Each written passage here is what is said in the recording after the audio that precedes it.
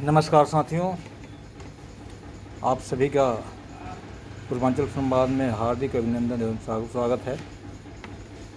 दोस्तों, अभी 19 अप्रैल को 102 सीटों पर चुनाव हुए, जिसमें भी बिहार की भी 4 सीटें शामिल हैं। आपने नोट किया होगा कि सब जगह से पूरे जहाँ 102 सीटें पे चुनाव हुई, सभी जगहों से जो बिहार की 4 सीटें थी, 4 लोकसभा सीट, वहाँ पे सबसे कम वोटिंग हुई। यहाँ तक कि जो नवादा लोकसभा सीट है, वहाँ तो 40% ही वोटिंग हुई।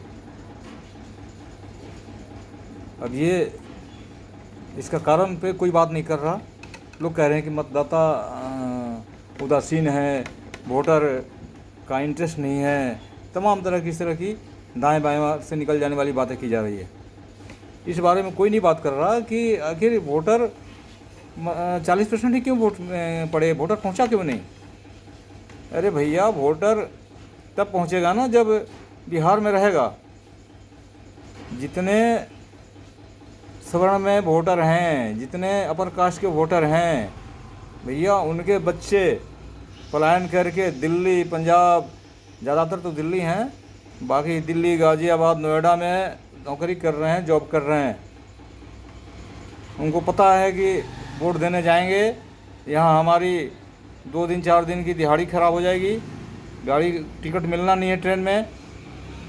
तो किसी के घर में वोट देने वाले उनके नौजवान बच्चे नहीं हैं। सब अपने अपने नौकरी रोजी रोजगार के लिए दिल्ली से बाहर निकले हुए हैं। घर में कौन है?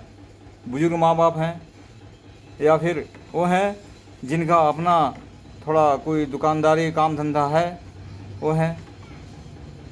इसके अलावा जो भी पढ़े लिखे बच्चे हैं, बिना पढ़े लिखे हैं, जो भी नौजवान हैं, जिनको रोजी रोजगार की ज़रूरत है, जिनका कारोबार कुछ भी नहीं है, वहाँ पे वो रोजी रोटी के तलाश में सब दिल्ली, नोएडा, गाज़ियाबाद, लुधियाना, सूरत, जहाँ भी उनको अपना जगह मिला जा कर के काम धाम कर रहे हैं।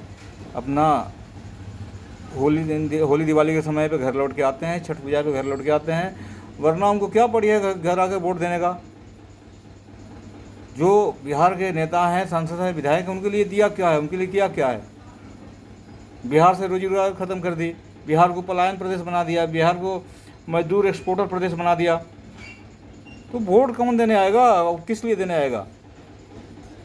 अभी भी इस चीज़ को, इस इशू को नोटिस नहीं किया जाता है। जो मीडिया वर्ग है वो भी इस बात पे चर्चा नहीं करती कि आखिर वोटर टर्नआउट इतना कम क्यों रहा है। मूल मुद्दा ये नहीं है कि लोगों को उदासीनता है, मूल मुद्दा ये है कि लोग हैं ही नहीं बिहार में। मैं तो अभी अपने गांव घर गया था, हमारा पूरा गांव सन्नाटा फैला हुआ है। हमारा 500 घर की बस्ती, किसी घर में नौजवान बच्चे नहीं हैं। सब अपने अपने रोजी रोजगार से बाहर निकले हुए हैं। उनके घर में है कौन? बुजुर्ग माँ बाप हैं, बुजुर्ग दादा दादी हैं। जो पढ़ने वाले बच्चे हैं वो पढ़ने के लिए बाहर निकले हुए हैं, और जो रोजी रोजगार वाले हैं, नौकरी वाले हैं, वो अपने काम धाम के लिए बाहर निकले हुए हैं। बिहार में है कौन? मजदूर वर्ग है और नहीं तो दुकानदार वर्ग है। बाकी जो नई पीढ़ी, जो भी नई जनरेशन आ रही है, उसको बिहार में अपना भविष्य नहीं दिख रहा। बिहार छोड़ के बाहर जा रहे हैं वो। बिहार के जो नेता लोग हैं, शर्म करो। जो भी पॉलिटिशियन हैं, जाति की पॉलिटिक्स बहुत हो गई, जरा इस पर भी ध्यान दो कि हमारे नवयुवक पीढ़ी, यहाँ तक कि जो भी ऊर्जावान पढ़े लिखे युवा हैं, सब अपना जाकर की क्षमता बाहर दिखा रहे हैं। बिहार को उससे क्या हासिल हो रहा है? बाहर जाकर मजदूरी भी कर रहे हैं, रिक्शा भी चला रहे हैं, लेकिन वही रिक्शा चलाने के लिए बिहार में उनको जगह नहीं है। अपने माँ बाप को अपना घर छोड़ना कौन चाहता है? कोई नहीं चाहता। लेकिन परिस्थिति ऐसी बना दी गई है कि वहाँ घर में रह करके भूखे मरेंगे। खासकर सवर्णों के सामने ये मजबूरी है। वहाँ मजदूरी भी नहीं कर सकते वो। वही मजदूरी उनको बिहार से निकल के करना पड़ता है।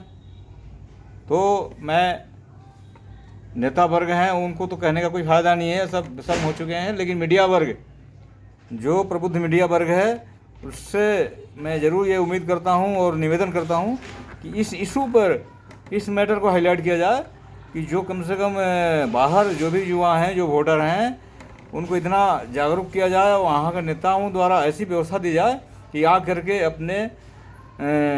अपने बूथ पर वोट दें, आने जाने की उनको सुविधा दी जाए, ताकि आ करके अपना वोटिंग को कम से कम करें, वोटिंग राइट का इस्तेमाल करें।